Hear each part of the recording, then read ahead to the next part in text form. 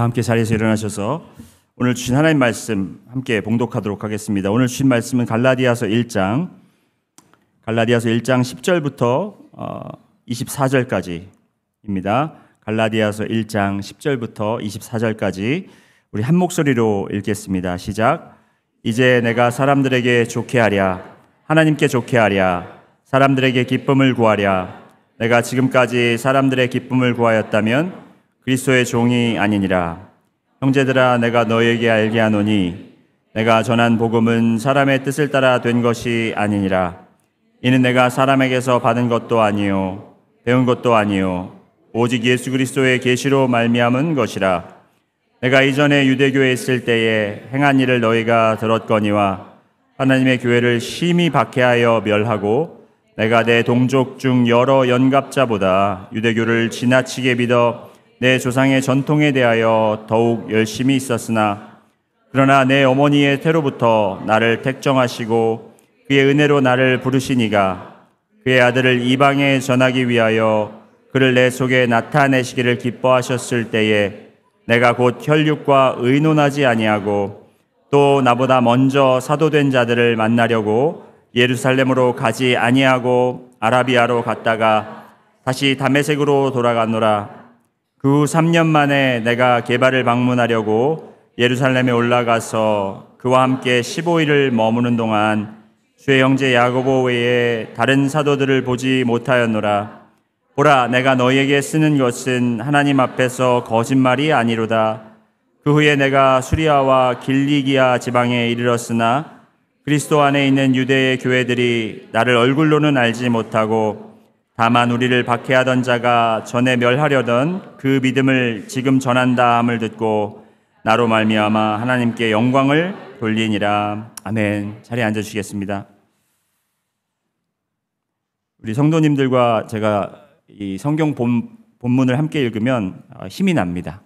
여러분들이 그 성경을 읽는 그 목소리가 너무 힘차셔서 이게 방송으로는 전달이 안 될 것 같아요. 저희 어머님이 항상 방송을 모니터링하기 때문에 성가대 누가 빠졌고 뭐 어떤 마이크가 안 들리고 이걸 다 알거든요.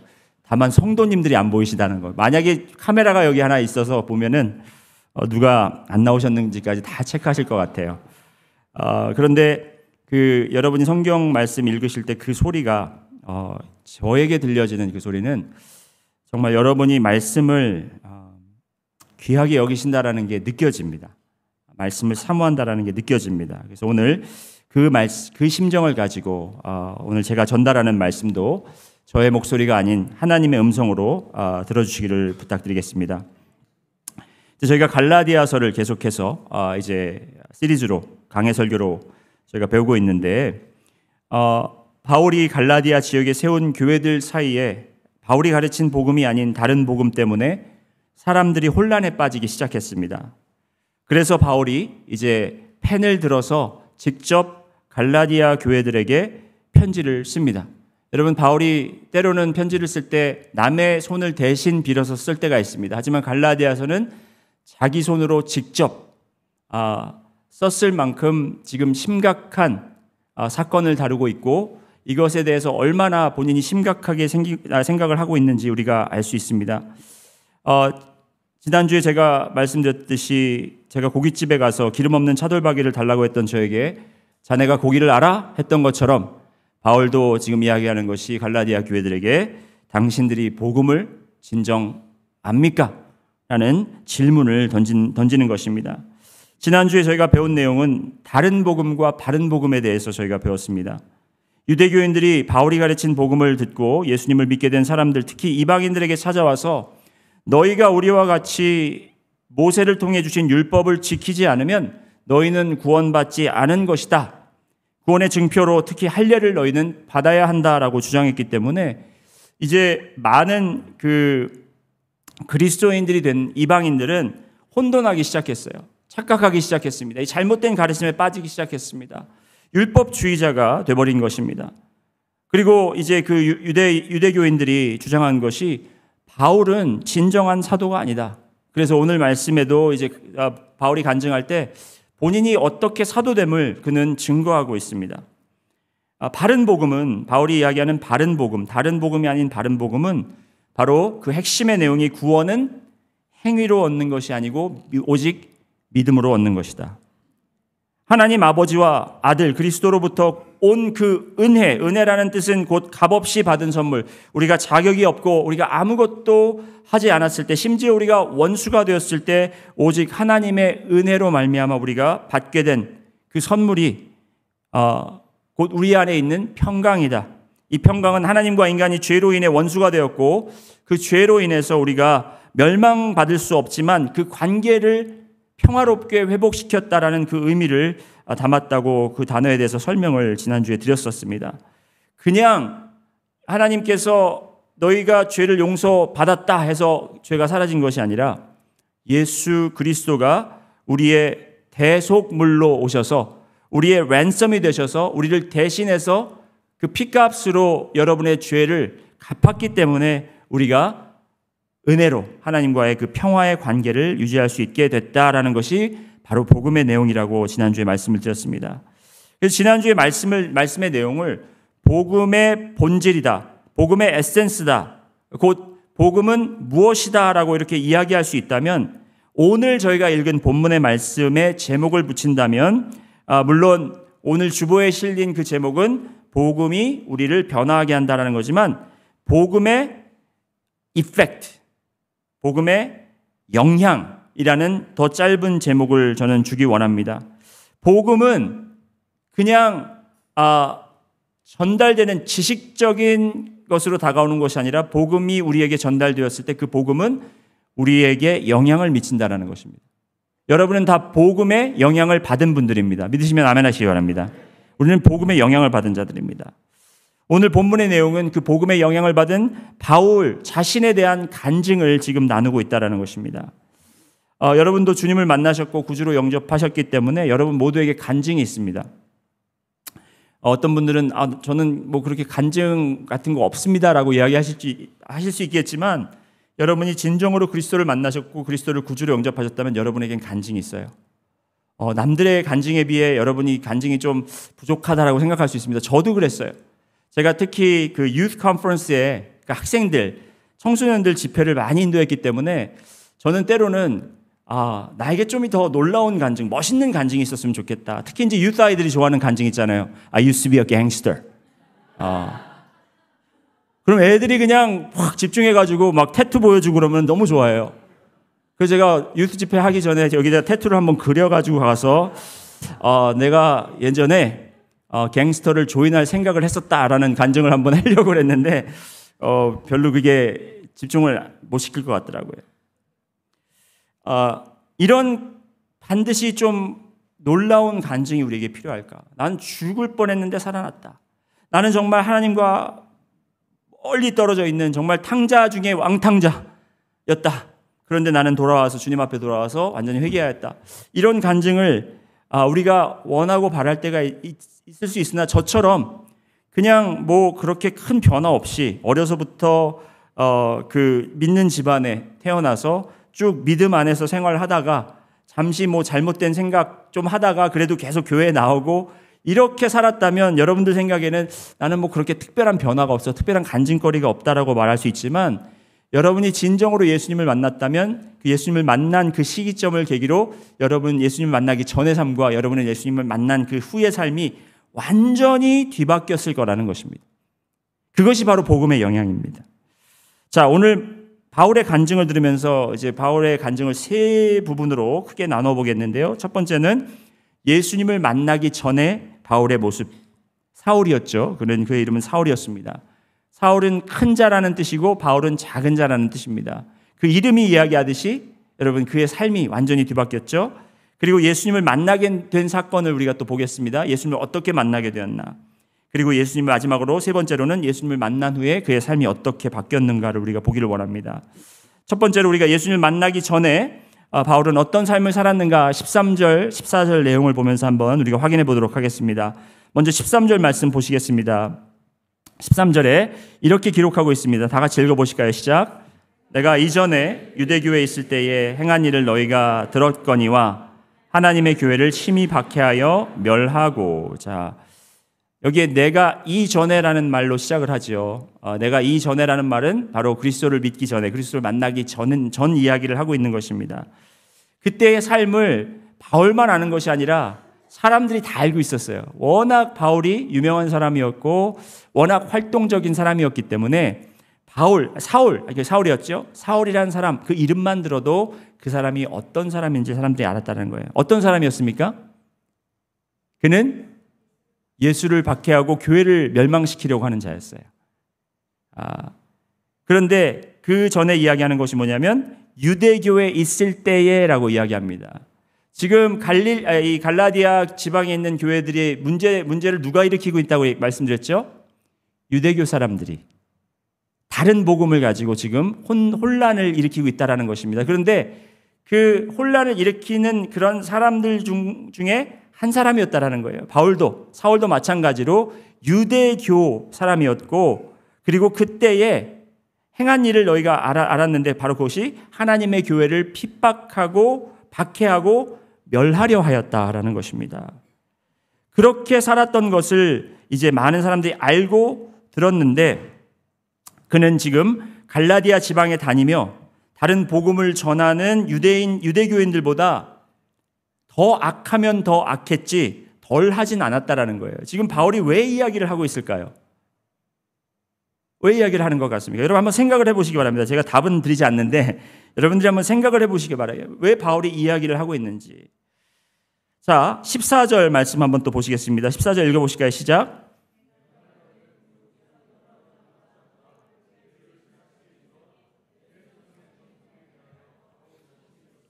네, 지금 사울이 내가 내 동족 중 여러 연갑자보다 유대교를 지나치게 믿었다고 합니다. 자기와 비슷한 또래의 사람들, 그리고 자기와 비슷한 환경, 유대교를 따르는 그러한 사람들 중에, 전통의 열심인 사람 중에 자기가 가장 열심이었다고 그는 자신 있게 지금 고백하고 있습니다. 가장 열심이었던 유대교인이었다라는 것을 지금 이야기하고 있는 것입니다. 여러분, 지금 바울이 이 이야기를 하는 것이 본인의 자랑을 하는 걸까요? 아니죠. 자랑이 될 수가 없죠, 이거는. 물론 자기가 남들보다 뛰어났다고 해서 자랑스럽게 생각할 수 있지만 이거는 자랑이 아니라 본인의 부끄러움을 지금 드러내는 겁니다. 자기의 과거의 실책을 지금 드러내고 있다라는 것입니다. 유대교 사람들이 열심인 것, 그러니까 나의 열심, 지금 자기의 열심에 대해서 이야기를 하고 있는데 어떤 열심이었는지 우리가 마태복음 6장을 보면서 한번 그 열심에 대해서 살펴보기를 바랍니다. 마태복음 6장 1절, 2절 말씀에 보시면 예수님께서 이렇게 제자들과 그 모인 무리에게 이렇게 이야기를 하고 있습니다. 사람에게 보이려고 그들 앞에서 너희 의를 행하지 않도록 주의하라. 곧 이 바리새인들이나 서기관들이나 유대교를 열심히 따르는 자들이 하고자 했던 일은 뭐냐면 남들 앞에서 인정받기 원했습니다. 남들 앞에서 의를 열심히 행했습니다. 열심히 사람들이, 우리가 바리새인들 서기관들 하니까 나쁜 사람들 우리가 늘 그렇게 생각하지만 이 사람들은 굉장히 열정이 있고 열심히 있는 사람들이었어요. 어떻게 보면 지금 저는 사실 성경 말씀을 읽으면서 내가 바리새인이 되지 않도록, 내가 서기관이 되지 않도록 굉장히 많이 점검을 합니다. 그렇기 때문에 여러분들에게도 서기관 되지 마십시오, 바리새인 되지 마십시오 라고 자신 있게 권유할 수 있어요. 우리 함께 그냥 너무나 종교적으로 우리의 열심으로 의를 행하려고 하지 맙시다라는 이야기를 제가 할 수 있다라는 것입니다. 그리고 2절에 가서 그러므로 구제할 때에, 구제한다고 그러죠. 이 유대교인들은 남들을 돕는 것을 또 열심히 했습니다. 외식하는 자가 사람에게 영광을 받으려고 회당과 거리에서 하는 것 같이, 그러니까 이 사람들은 거리에 나가서 선한 모습, 기도하는 모습, 영적인 모습을 또 보이려고 열심으로 노력했다라는 것입니다. 그리고 또 마태복음, 마가복음, 누가복음, 요한복음을 보면 바리새인들과 서기관들이 그 전통을 지키려고 굉장히 노력을 했고 그 전통을 보호하려고 그 전통에 위협을 주는 사람들을 핍박하고 그들을 벌해주는 역할까지 했다라는 거예요. 그래서 예수님과 제자들이 안식일을 지키지 않자 그들을 불러 따로 불러서 왜 안식일을 지키지 않느냐? 왜 안식일에 이걸 하느냐? 율법을 지키지 않는 사람들을 그렇게 저주하고 그들을 벌하는 역할까지 했다라는 것입니다. 그런 열심이 누구보다 뛰어난 사람이 누구다? 바로 바울이다. 사울이었다. 이 말씀입니다. 지금 자기는 그 얘기를 하는 거예요. 그만큼 자신은 자기가 했던 유대교를 따랐고 그 유대교 일에 열심을 다했고 자기의 삶을 다 바쳐서 했다라는 것이 자랑이 아니라 과거에는 예수님을 알기 전에는 그것이 옳은 줄 알았고 그것이 최선의 삶이라고 그는 생각했다라는 것입니다.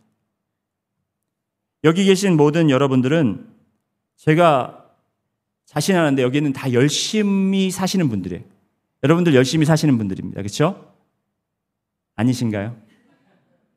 그냥 대충 사시나요? 여러분이 열심히 안 사셨다면 지금 여기 신시내티까지 오실 이유가 없을 텐데요. 여러분이 열심히 쓰셔서 여기 어떤 분들은 유학을 오셨고 여러분의 열심으로 정말 그 한국 땅에서 그렇죠? 이 외국으로 이민을 간다라는 그 자체가 얼마나 어려운 일인지 제가 알거든요.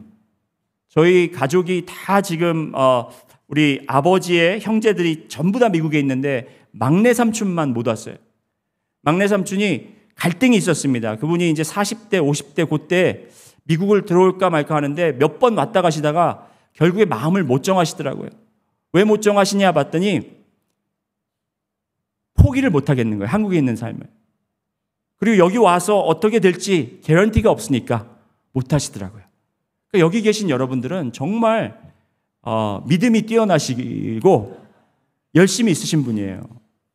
그만큼 여러분도 열심으로 사셨다라는 거죠. 여러분도 열심으로 이곳까지 오셨고 누구보다도 열심히 일하고 계십니다. 물론 바울은 열심으로 종교적 행위와 종교적인 삶을 추구했지만 여러분은 종교적으로 그렇게 지금 그 열심을 얘기하는 것이 아니라 삶에 대한 열심. 사도 바울도 자기가 하는 것이 가장 옳은 것이고 자기가 하는 것에 모든 것을 투자할 정도로 아깝지 않았고 그것이 다인 줄, 그것이 전부인 줄 알았다라는 것입니다. 여러분도 이 말씀을 보시면서 우리가 나는 무엇을 위해서 지금 열심으로 살고 있는가? 한번 질문해 보시고 심각하게 생각해 보셔야 될 필요가 있다는 것입니다.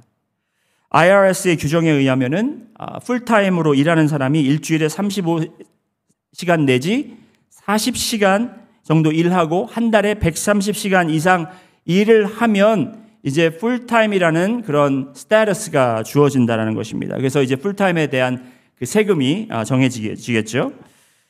그렇게 풀타임으로 일하는 사람 중에서 많은 사람들이 그렇게 일을 하는데 그 중에서 우리는 조금 더 뛰어나려고 조금 더 성공하려고 우리는 더 열심히 하려고 남들 잘 때 잠을 덜 자고 남들 놀 때 좀 덜 놀고 남들 쉴 때 덜 쉬고 나의 가족과 보내야 되는 시간도 약간 뒷전으로 하고 희생하면서 건강도 뒷전으로 하고 여기저기 남들이 가지 않는 출장도 다니면서 정신없이 우리가 일을 해야만 성공할 수 있고 이 대등한 사람들끼리 같이 열심히 하는 사람들끼리 우리가 그중에서 조금이라도 낳기 위해서 우리는 최선을 다하고 열심히 한다라는 겁니다. 그런데 제가 드리고 싶은 질문은 바로 이거예요. 도대체 왜 그렇게 열심히 하시나?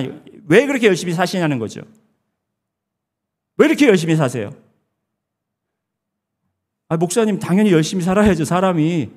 예? 그게 맞습니다. 그게 정답이에요. 우리가 열심히 사는 이유는 그게 옳기 때문에 그래요. 그게 맞다고 생각되기 때문에 그래요. 그게 다라고 생각되기 때문에 그래요. 모든 사람들이 다 열심히 일하고 열심히 하는데 그중에서 우리가 조금 더 나은 삶을 살려면 조금 더 열심히 하는 게 맞습니다. 그게 바울의 신조였어요. 남들도 똑같이 열심히 믿고 똑같이 종교에 종사하는데 나는 남들보다 더 투철하고 더 열심히 하면 내가 조금 더 의로워질 수 있다고 생각했다라는 것이 그것이 주님을 만나기 전에 삶이었다라는 거예요. 여러분 말씀을 잘 들어보시기 바라요. 제가 여러분들로 열심히 하지 말라는 게 아니에요. 복음이라는 것이 여러분의 열심을 빼앗아 가려는 것이 아닙니다. 다만 여러분들의 생각을 바꾸려고 하는 거죠. 여러분의 삶을 바꾸려고 하는 겁니다. 자, 바울은 본인이 열심을 통해서 본인이 열심히 삶으로 통해서 열심히 종교 생활을 함으로써 그는 가장 훌륭한 종교인이 되기를 원했습니다. 종교적 리더가 되기를 원했습니다. 그런데 바울에게 어떤 계기가 찾아왔는가? 바울은 어떻게 해서 예수님을 만나게 되었는가?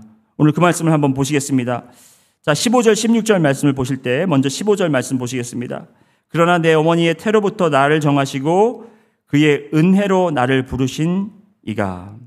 자, 다시 한번 제가 천천히 읽어보실 테니까 어떤 문장이 여러분이 이렇게 이 말씀을 제가 읽을 때 눈에 확 띄는지 한번 보시기 바랍니다. 그러나 내 어머니의 태로부터 나를 택정하시고 그의 은혜로 나를 부르시니가. 자, 어떤 문장이 좀 이렇게 눈에 확 들어오시나요, 여러분? 네? 태로부터 나를 택정하시고. 네, 그럴 줄 알았습니다. 그의 은혜로. 이제 바꾸시네요. 이 내 어머니의 태로부터 나를 택정하시고, 그 말씀이 사실 눈에 들어올 수밖에 없어요. 왜냐하면 이게 예정론을 이야기하고 있구나. 하나님께서 이 은혜를 주실 때, 구원을 주실 때, 복음을 베푸실 때 이미 정하시고 이미 택하신 자들에게 주는구나 라고 이 말씀만 볼 수가 있는데, 제가 여러분들께 좀 도전드리고 싶은 것은 여기에서 중요한 단어 두 가지가 뭐냐면, 물론 그 중간에 내 어머니의 태로부터도 중요하지만 첫 번째 단어 그러나, 그 단어하고 그리고 그의 은혜로. 원래 그의 은혜로가 마지막 부분에 나와야 됩니다. 영어로 하면 by his grace가 끝에 나오는데 앞에 문장이 but 이고 뒤에 문장이 by his grace라는 거예요. 그러니까 이 두 문장을 보면 첫 번째 그러나는 뭐죠? 접속사입니다. 접속사. 접속사라는 건 어떤 역할을 하죠? 앞에 있는 문장과 연결을 시켜줍니다. 그러니까 그 앞에 있는 문장을 보지 않고는 이 15절의 말씀을 우리가 완전히 이해할 수 없다라는 거예요. 그 14절에 어떤 말씀이 있었느냐 하면은 바로 바울이 그 전에 예수님을 만나기 전에 어떤 삶을 살고 있었는지에 대해서 이야기한다라는 거예요. 어떤 삶을 살았죠? 교회를 핍박하고 박해하고 교회를 멸망시키려고 그는 열심으로 유대교를 따른 사람이었다라는 것을 이야기하고 있습니다. 자, 그 삶이 주님 보시기에 기쁜 삶일까요? 아닐까요? 전혀 아니죠. 주님 보시기에 그는 주님을 대적하고 정말 사탄의 앞잡이 노릇을 하는 그런 자잖아요. 그렇죠? 교회를 핍박한다라는 것이.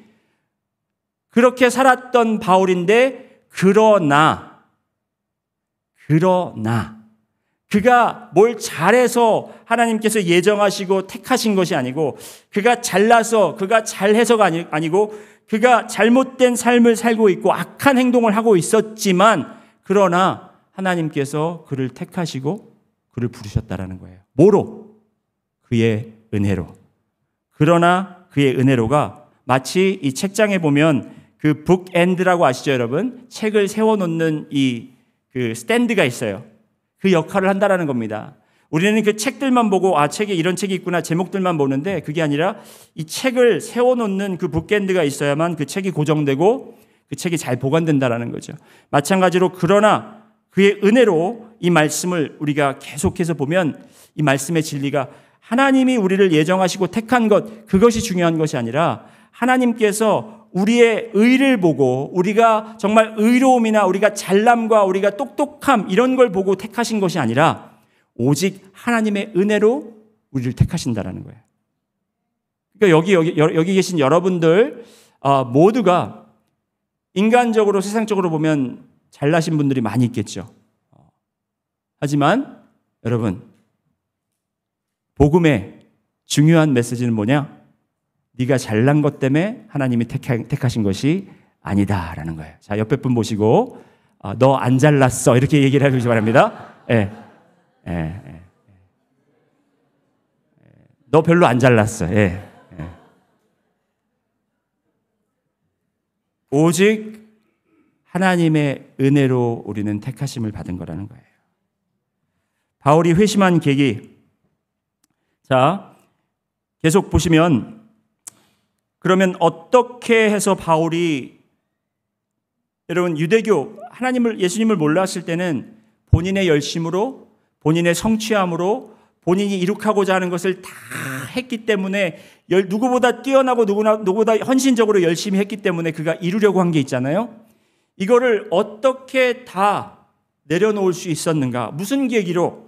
어떻게 해서 이 복음의 메시지를 하나님께서 그를 이미 예정하시고 택하셨고 그를 부르셨다라는 것을 어떤 계기로 알 수 있었느냐? 16절에 그 답이 나와 있는데 16절 말씀 한번 보시겠습니다. 다 같이 읽어보실까요? 시작. 그의 아들을 이방에 전하기 위하여 그를 내 속에 나타내시기를 기뻐하셨을 때에, 자, 거기까지만 보시고요. 여기에서 그를 이라는 건 누구를 이야기하나요? 예수님입니다. 예수님을 내 속에 나타내시기를 기뻐하셨다. 다시 말씀드리면 예수님을 나에게 계시하시기를 기뻐하셨다라는 거예요. 하나님께서, 그러니까 바울이 깨달음이 온 것은 자기가 예수님을 막 찾으려고 하고 연구하고 공부하고 아니면 의로움으로 그를 만난 것이 아니라 하나님께서 예수님을 소개해 줬다라는 거예요. 예수님을 계시했다라는 겁니다. 여러분이 그리스도를 믿게 된 동기가 물론 어떤 아무개 목사님 설교로 아니면 어떤 자매 때문에 어떤 형제 때문에 집사님 때문에 아니면 청년부 리더 때문에 우리가 하나님을 만났다고 생각하지만 그것이 아니라 하나님께서 여러분에게 예수님을 소개했다라는 것입니다. 그 예수님이, 자, 오늘 이 말씀을 더 좀 완벽하게 이해하기 위해서 11절 12절 말씀 한번 가보실까요? 11절 12절 말씀에 이렇게 기록되어 있습니다. 형제들아, 내가 너에게 알게 하노니 내가 전한 복음은 사람의 뜻을 따라 된 것이 아니니라. 이는 내가 사람에게서 받은 것도 아니요 배운 것도 아니요 오직 예수 그리스도의 계시로 말미암은 것이라. 하나님께서 예수 그리스도를 계시했고 예수 그리스도가 나에게 오셔서 예수 그리스도께서 나에게 복음을 가르쳐 주셨다라는 것입니다. 예수님께서 나에게 알려주셨다라는 거예요. 그러니까 오직 복음은 예수 그리스도를 통해서 우리가 배울 수 있다라는 것입니다. 물론 사도 바울이 여기서 사람에게 받은 것도 아니고 배운 것도 아니라는 것을 강조하는 이유는 뭐냐면 지금 사도의 문제, 사도의 권위에 대한 문제가 있잖아요. 그렇죠? 그러니까 지금 많은 사람들이 바울이 왜 사도야? 라는 생각을 가지고 있기 때문에 지금 사람에게 받은 것이 아니다라는 것을 강조하고 예수 그리스도께 직접 받은 것을 강조하고 있지만 이것이 바로 복음의 역할이고 복음이 하는 우리에게 다가오는 방법이다라는 것입니다. 복음은 여러분 사람을 통해서 전달될 수 있으나 이 복음을 우리에게 가르쳐 주시고 알려주시고 깨닫게 하는 것은 바로 예수 그리스도 본인이시다라는 것입니다. 자, 여러분 이 앞에 말한 예수님을 만나기 전의 삶과 예수님을 만나게 된 계기가 물론 다른 단계가 있었지만 공통된 것이 있는데 바로 그것은 무엇이냐? 바울이 한 것이 아무것도 없다라는 것입니다. 그 복음을 받기 위해서 바울이 한 것이 아무것도 없다라는 것입니다. 여러분 거기에 우리가 여러분 생각을 좀 잘 이렇게 파킹해 두시고 그 영어로 표현하면 park your thoughts there 그렇게 얘기를 하는데 여러분 거기에다 우리가 좀 잘 멈춰서 그걸 조금 더 이렇게 소화시키면서 생각을 하시면 좋을 것 같습니다. 자, 바울이 짧게 예수님을 만난 것에 대해서 오늘 갈라디아에서 기록하지만 이것을 구체적으로 기록한 것이 바로 사도행전 누가라는 사람이 이제 바울이 예수님을 만나게 된 사건을 사도행전 9장 1절부터 9절까지 적고 있는데 기록하고 있는데 한번 제가 읽어드리겠습니다. 여러분 눈으로 따라오시기 바랍니다. 사도행전 9장 1절부터 9절까지. 사울이 주의 제자들에 대하여 여전히 위협과 살기가 등등하여 대제사장에게 가서 다메섹 여러 회당에 가져갈 공문을 청하니 이는 만일 그 도를 따르는 사람을 만나면 남녀를 막론하고 결박하여 예루살렘으로 잡아오려 함이라. 사울이 길을 가다가 다메섹에 가까이 이르더니 호련히 하늘로부터 빛이 그를 둘러 비추는지라. 땅에 엎드러져 들음에 소리가 있어 이르시되 사울아 사울아 내가 어찌하여 나를 박해하느냐 하시거늘 대답하되 주여 누구시니까 이르시되 나는 네가 박해하는 예수라. 너는 일어나 시내로 들어가라. 네가 행할 것을 내게 이를 자가 있느니라 하시니 그 같이 가던 사람들은 소리만 듣고 아무도 보지 못하여 말을 못하고 서 있더라. 사울이 땅에서 일어나 눈은 떴으나 아무것도 보지 못하고 사람의 손에 끌려 다메섹으로 들어가서 사흘 동안 보지 못하고 먹지도 마시지도 아니하니라. 지금 바울이 분명히 교회를 핍박하러 다메섹으로 향하고 있었던 그가 정말 잘못된 길을 가고 있었을 때 강하게 예수 그리스도가 그를 길을 막으시고 만나 주셨다는 것입니다. 지금 그것을 사도 바울이 갈라디아 교인들에게도 이야기하는 거예요. 사람이 나에게 가르쳐 준 것이 아니라 예수 그리스도께서 나에게 직접 복음을 전해주시고 가르쳐 주셨다.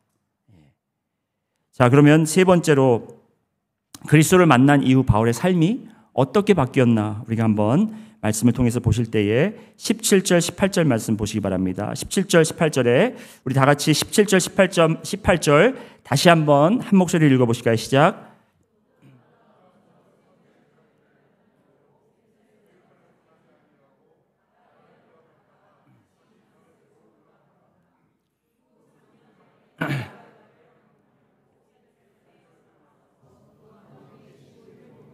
네, 감사합니다. 자, 여기서 바울이 이제 예수님을 영접하고 그의 삶이 바뀌었으면 우리가 생각할 때 바울과 같은 그 열심히 있는 그 성격과 완벽주의적인 그 성격이 이제 예수님을 만났으면 어떻게 변해야 되겠습니까? 이제 그동안 유대교의 열심이었던 그 열심이 그리스도를 전하는 열심으로 바뀌어야 되겠죠. 바울이면 그렇지 않습니까? 그 성격은 바뀌지 않잖아요. 그렇죠? 그 열심으로 그가 그렇게 해야 되는데 그가 이제 그리스도의 제자가 되었고 사도가 되었으면 이제 어떤 제자보다도 아까 말했듯이 어떤 유대교 사람들보다 그가 뛰어난 사람이 된 것처럼 어떤 제자보다 어떤 사도보다도 더 열심히 전도하고 더 열심히 하나님의 일을 감당하는 그런 사람이 돼야 되는 것이 우리가 아는 바울이라면 그렇게 변했을 거라고 생각이 됩니다. 그런데 저희 생각이 맞았어요. 사도행전 9장 19절에서 20절 말씀을 보시면은 이제 바울이 눈을 3일 동안 감고 있다가 눈이 보이지 않다가 눈이 띄어지자마자 그가 한 일이 뭐냐면 함께 있던 제자들과 함께 각 회당에 들어가기 시작했어요. 눈을 뜨자마자. 그러면서 그가 만난 예수 그리스도에 대해서 전하기 시작했습니다. 만일 여러분이 그 다메섹에 있는 성도들이라면 사울이라는 사람이 이렇게 하는 걸 보고 어떻게 생각하셨을까요? 놀랐겠죠. 의심했겠죠. 저 사람이 왜 저러나? 분명히 저 사람은 교회를 핍박하러 다니는 사람인데 왜 우리 앞에서 저러고 있나? 그리고 의심하고 놀라고 혼돈이 오겠죠. 이게 진짠가 가짠가? 저 사람이 왜 저러나? 그러니까 바울이 본인은 이제 하나님 예수님의 은혜를 통해서 변화를 받은 게 확실하니까 이제 증거를 하고 다녔단 말이죠. 그런데 반응이 시원찮았다라는 거예요. 반응이. 여러분 그런 경우 혹시 있으신가요? 여러분 막 은혜 받아가지고 막 그걸 나누려고 하는데 우리 특히 이제 유th 학생들이 리트리트 가서 은혜를 많이 받았단 말이에요. 그래서 집에 와갖고 엄마 나 진짜 예수님 만났어. 공부나 열심히 해. 엄마 말이나 잘 들어. 그냥 활활 불타오르는 것에 물을 그냥 쫙 끼얹는 그런 말씀을 우리가 잘 하잖아요. 그렇죠? 에이그 무슨 니까지 은혜 가서 엄마 말이나 잘 들어, 아빠 말이나 잘 들어 이렇게 얘기하는 것처럼 바울도 지금 열심으로 이렇게 하는데 사람들이 네가 한 짓을 생각해봐 이렇게 생각이 되는 거예요. 그가 이제 그래도 그의 마음을 정말 억누르지 못해서 계속해서 예수님을 증거하려고 하는 게 바울의 모습이었습니다. 그런데 그렇게 하다 보니까 자기와 한편이었던 유대교 사람들이 이제 자기를 죽이려고 해요. 사도행전 9장 23절에 보니까 여러 날이 지나면 유대인들이 사울 죽이기를 공모하더니 유대인들도 죽이려고 하죠. 또 그리스도인들 제자들은 의심하죠. 자기를 받아주지 않죠. 이제는 자기의 그 친분 있는 사람들이 다 없는 거예요. 자기를 좋아하는 사람이 없는 거예요. 예전에 열심으로 할 때는 칭찬받고 남들 앞에 섰을 때 이렇게 이렇게 사람들이 올려다보는 사람이었는데 지금은 다 사람들이 그를 낮고 천하게 보고 저 사람 의심을 하고 그 사람을 죽이려고까지 합니다. 그 후에 또 바울은 예루살렘에 가서 사도들과 교제하려고 하고 그랬을 때 사도들도 다 의심하죠. 저 사람이 우리를 죽이러 왔나. 그런데 이제 겨우 그들을 설득해서 제자들과 친분을 가지고 이제 그들과 함께 교제하고 사역을 함께 시작했는데 사도행전 9장 29절에 보면 또 예수의 이름으로 담대히 말하고 헬라파 유대인들과 함께 말하며 변론하니 그 사람들이 죽이려고 힘쓰거늘. 가는 데마다 죽이려고 하는 거예요. 여러분, 예수님을 다 믿고 너무 마음속에 감동과 기쁨이 있고 내가 그동안 헛살았구나. 이제 나에게 정말 새로운 삶의 목표가 생겼구나 하면서 열심히 하려고 그러는데 아는 사람들이, 주위 사람들이 다 여러분을 죽이려고 한다고 생각해 보십시오. 얼마나 김이 빠지고 얼마나 힘들고 얼마나 어렵고 고통스럽겠습니까? 그런데 그런 삶을 지금 바울이 맞았다라는 겁니다. 자, 말씀을 계속해서 보시기 바랍니다. 그렇게 이제 바울을 의심하고 주위 사람들이 죽이려 하는 것을 여기 30절에 9장 30절 사도행전 9장 30절에 보면 그의 형제들이라는 표현이 나오는데 예수님의 제자들이 이제 그와 형제가 된 거죠. 형제들이 그것을 보고 사울을 다소 곧 사울이 자란 고향으로 보내게 됩니다. 9장 30절 말씀 한번 보실까요? 사도행전 9장 30절. 형제들이 알고 가이사랴로 내려가서 다소로 보내니라. 왜 보냈을까요?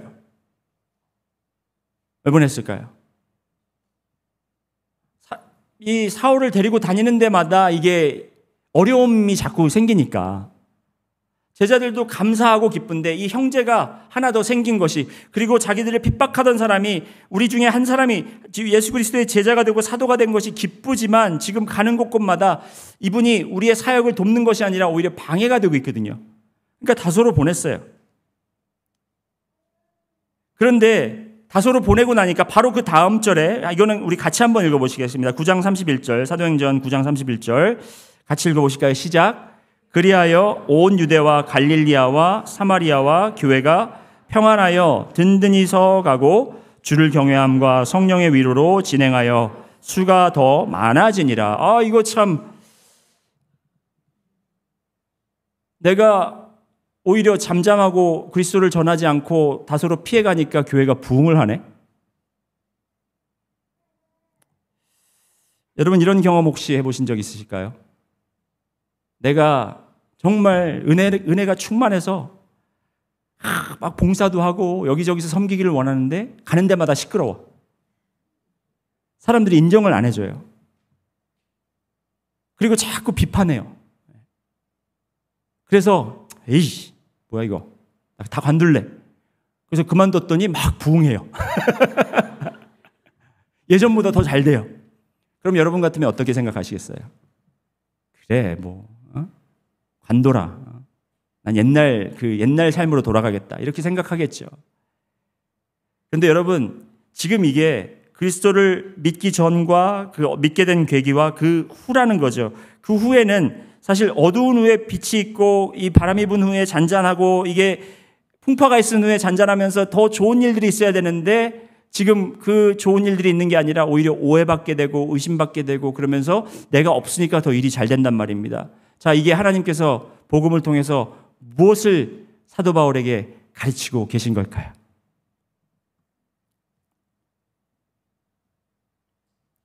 18절에 보면, 오늘 갈라디아서 1장 18절에 보면 그 후 3년 만에 내가 게바를 방문하려고 예루살렘에 올라와서 그와 함께 15일을 머무는 동안 적어도 3년이라는 공백 기간이 있었다라는 겁니다.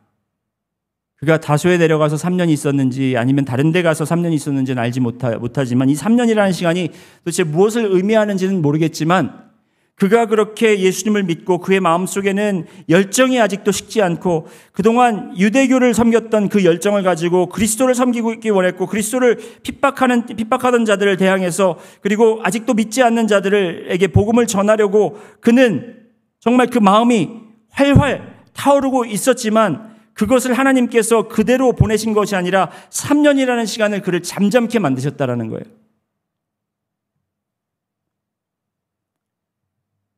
정말 말씀이 우연치 않게 제가 달라스에서 사역을 놓고 능력침례교회 오기까지 딱 3년이 걸렸어요, 여러분. 제가 달라스에 사역 내려놓고 저는 9월에 내려놓고 12월에 3개월만 쉬고 사실 저는 사역지로 갈 계획이 있었고 그렇게 될 줄 알았습니다. 3개월 정도.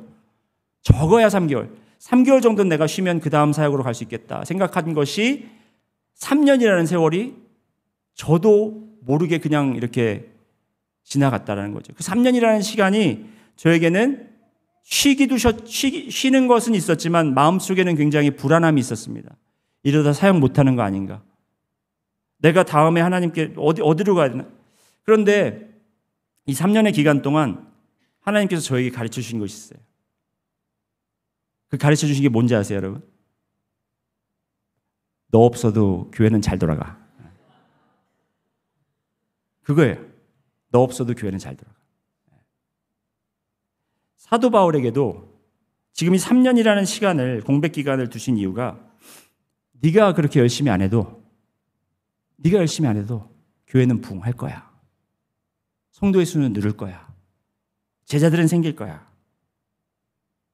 그렇다면 왜 그 3년 공백 기간을 두고 또 더 긴 시간 동안 이 사역을 안 하게 하시다가 2장 1절에 보면 14년이라는 그 시간도 나오거든요. 그래서 정확하게 사도 바울이 14년 동안 아무것도 하지 않다가 그 다음에 사역을 했는지 아닌지는 우리가 알 수 없으나 사도 바울은 우리가 그리스도를 믿고 나서 구주로 영접하고 나서도 우리에게 그런 훈련 기간이 필요하다는 거죠. 복음은 우리를 계속해서 훈련하고 있고 우리를 아직도 훈련하고 있는 부분이 있는데 그게 뭐냐면 그 복음이라는 것은 너의 열심과 너의 열정으로 하나님의 일을 하는 것이 아니다라는 것을 우리에게 가르쳐주고 있다는 거예요. 우리는 열심히 살아왔고 주님을 만났을 때 또 열심히 주님을 믿고 싶지만 여러분 주님을 믿는 것을 우리의 열심으로 하는 것이 아니라 예수 그리스도의 열심으로 우리가 그 열심을 받아들이고 그것에 감동하고 그것에 반응하여서 우리의 삶을 전부 다 드리는 것이지 나의 열심으로 사는 게 아니에요. 왜? 나의 열심으로 살다 보면 내가 지칠 때가 있습니다. 나의 열심으로 하다 보면 열매가 맺히지 않으면 우리가 좌절하고 넘어질 때가 있습니다. 하지만 예수 그리스도의 열심으로 살면 내가 원하는 그러한 결과가 나오지 않더라도 우리는 소망하며 기대하며 기뻐하며 살 수 있는 거예요. 내가 죽음의 문턱에 이를지라도 내가 하는 것이 아니라 주님이 하신다는 것을 믿는다면 우리는 그 복음의 자리 위에서 굳건히 세워져서 우리는 꾸준히 견디면서 나갈 수 있다는 거예요. 그렇지만 그렇지 않은 사람들은 내가 예수님 믿었는데 왜 나의 삶이 변하지 않을까? 내가 예수님께 열심히 나간다는데 왜 사람들은 따라오지 않을까? 이런 생각을 하다 보면 우리는 결국에 넘어지고 쓰러지고 지치고 좌절하는 그런 사람들이 될 수밖에 없다는 거죠. 여러분 복음의 영향은 effect of the gospel. 그러니까 복음의 영향은 나의 신분만 바뀌는 게 아니에요. 여러분을 죄인에서 의인으로만 옮겨놓은 것이 아니고 여러분이 천국을 갈 수 있는 그 티켓만 준 것이 아니에요. 이 복음은 여러분을 완전히 다른 사람으로 변화시키는 거예요. 여러분을 옛사람에서 새사람으로 변화시키는 것이 바로 복음이라는 거예요. 예전에 여러분의 삶의 목표와 여러분의 성격과 성품과 여러분이 그동안 믿고 의존해왔던 모든 것들이 복음을 통해서 우리는 바뀌게 돼 있다는 거예요. 그런데 우리는 복음을 통해서 우리의 신분만 바뀌기를 원해요. 복음을 통해서 우리는 그대로 나의 삶의 주인으로 생각하면서 우리는 그냥 습관만, 여기 있는 습관 몇 개만 바꾸면서 종교적인 삶을 살려고 하는 것이 바로 우리의 모습이지만 하나님께서 원하시는 것은 이 복음을 통해서 우리의 삶을 완전히 바꾸기를 원하신다는 거예요. 그러나 은혜로 but by His grace. 우리가 한 것이 아무것도 없고 우리가 할 수 있는 것이 아무것도 없었고 우리는 잘못된 길을 걸었던 사람이지만 그러나 하나님께서 그의 은혜로 우리를 부르시고 택하셔서 우리를 사용해 하시겠다 하시는 거예요. 아무도 열심으로 주님을 만날 수 없고 우리의 의로 구원에 이를 수 없다라는 것입니다. 그리스도를 구주로 영접한 후에도 우리는 주님을 만나기 전과 같은 방법으로 우리가 구원에 이루도록 아니면 우리가 구원의 상을 받을 수 있도록 그렇게 우리 나의 열심으로 나의 신앙으로 그렇게 우리는 하나님을 찾고 다가간다는 것입니다. 그럴 때 주님은 은혜로 우리를 멈추게 하시고 나의 힘을 완전히 빼놓는 과정이 그러니까 복음은요 여러분 여러분의 힘을 쫙 완전히 그냥 빼게 하는 게 복음이에요. 여러분이 너 잘났으니까 그 잘난 거 해 이렇게 세워주는 것이 아니라 나로 하여금 완전히 나의 모습을 내가 가지고 있는 것을 다 내려놓게 하는 것이 바로 복음이라는 것입니다. 그 과정이 고통스럽고 죽을 만큼 아플 수 있습니다. 왜? 그 과정에 죽는 거기 때문에 그래요. 복음은요, 우리가 살아 있으면서 우리의 삶을 향상시키는 게 복음이 아니라 예전에 우리가 죽었던 사람들로 살아가는 것을 완전히 우리가 죽게 하시고 우리를 새로운 사람으로 거듭나게 하시는 것이 복음이라는 것입니다. 예전에는 우리가 어떤 삶을 살았느냐면 믿는 자나 믿지 않는 자나 다 내가 나의 그리스도가 되려고 했습니다. 내가 나의 그리스도가 된다는 것은 뭐냐면 바로 내 스스로가 나의 구원자가 되려고 했다는 것입니다. 나의 열심으로, 나의 정직함으로, 나의 의로움으로, 나의 지식과 나의 지혜와 그리고 나의 능력으로 내가 나의 구원자가 돼서 내가 구원에 어떻게 하면 갈 수 있는지, 이룰 수 있는지 그렇게 사는 것이 내가 주님을 만나기 전의 삶이었다면 이제는 나는 예수 그리스도를 전적으로 의지하면서 그분께 나의 삶을 맡기며 새롭게 사는 것이 새로운 복음의 삶이라는 것입니다. 그래서 갈라디아서를 이렇게 우리가 핵심 구절을 보면 두 핵심 구절로 정리를 할 수 있는데 우리가 잘 아는 갈라디아서 2장 20절 말씀입니다. 오늘 여기 스크린에는 나와 있지 않지만 여러분 아마 외우고 계실 거라고 저는 믿습니다. 내가 그리스도와 함께 십자가에 못 박혔나니 그런즉 이제는 내가 사는 것이 아니요 오직 내 안에 그리스도께서 사시는 것이라.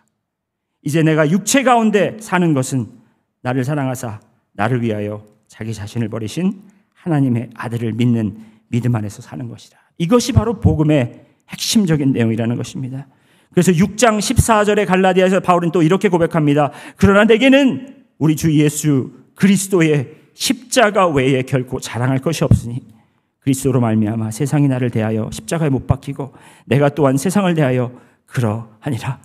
여러분 지금 슬픈 일들은 뭐냐면 교회에서도 우리는 우리의 신앙을 자랑하기 원합니다. 우리가 얼마나 오랫동안 교회를 다녔고 우리가 어떤 직책을 가지고 있고 우리가 얼마나 열심히 봉사했고 그것을 알아주지 못하면 사람들이 인정하지 않으면 우리는 그것 때문에 힘들어하고 그것 때문에 좌절하고 교회를 떠날 때가 있습니다.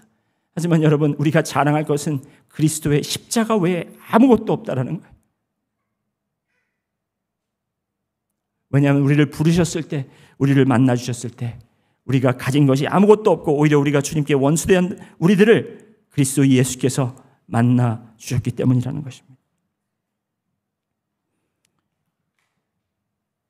바울이 그 오랜 기간 동안 하고 싶은 것, 그의 열정을 다 내려놓고 포기하면서 그가 기다리면서 배운 것은 무엇이냐면 첫 번째는 바로 그의 소명이었습니다. 16절 말씀 보시면 그의 아들을 이방에 전하기 위하여 그를 내 속에 나타내시기를 기뻐하셨을 때에 사도 바울은 처음에 그리스도를 영접하고 그가 있는 곳에서 그냥 회당들을 다니면서 복음을 전하기 원했습니다.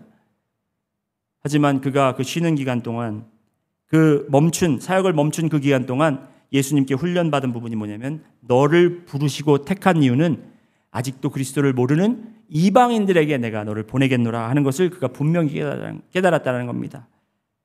여러분 우리가 정말 이렇게 복음의 영향력을 우리가 분명히 깨닫고 우리를 어떤 사역에 부르셨을 것을 우리가 알기 위해서는 주님과 이런 깊은 대화의 시간과 주님께 배우는 시간을 가져야 할 것 같습니다. 그래서 이제 소명이 생겼고 그리고 목표가 생겼습니다. 그 목표는 24절 말씀에 나오죠. 그의 목표는 나로 말미암아 하나님께 영광을 돌리니라. 따라해 보실까요? 나로 하여금 하나님께 영광을 돌리게 하신다.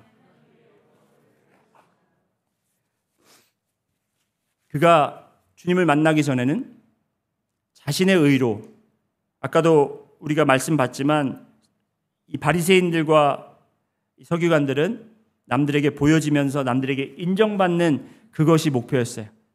사람들이 인정해주면, 사람들이 알아주면 그들은 이제 됐구나라고 생각을 합니다. 그래서 10절 말씀에 이렇게 고백하지 않습니까? 여러분 10절 말씀에 이제 내가 사람들에게 좋게 하랴 하나님께 좋게 하랴 사람들에게 기쁨을 구하랴 내가 지금까지 사람들의 기쁨을 구하였다면 그리스도의 종이 아니니라. 사도 바울은 이제 그의 삶의 목표는 사람들에게 인정받는 게 아니었어요. 사람들에게 칭찬을 듣는 게 아니었다는 거죠. 나의 변화된 삶으로 말미암아 누가 영광을 받으신다? 하나님이 영광을 받으신다는 거예요. 복음의 영향은 거기에 있습니다, 여러분. 여러분에게 간증은 분명히 있지만 여러분이 간증의 이 결과가, 목표가 사도 바울과 같으십니까?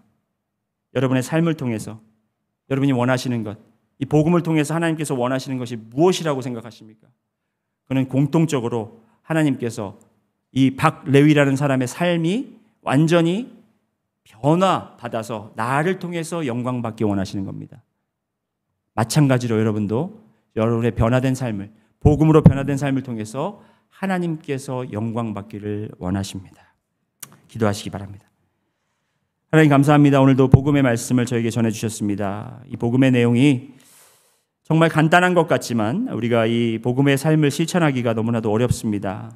주님, 우리가 아직도 내려놓아야 될 것이 너무나도 많고 아직도 우리가 복음을 통해서 입문하면 이